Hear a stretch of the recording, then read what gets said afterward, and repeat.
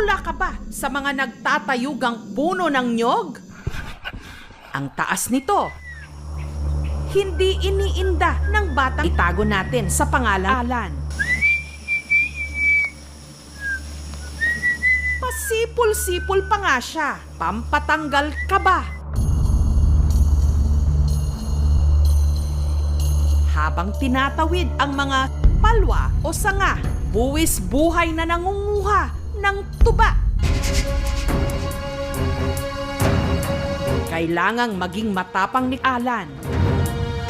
Siya na kasi ang tumatayong padre de pamilya sa kanyang mga kapatid at ina, kahit 12 anyos pa lang siya. Si Alan, ang pinakabatang magtutuba sa Bais City sa Negros Oriental. Pakana ko sa akong alabisan, tuan na si taas. So, ako kanaog doon kayo.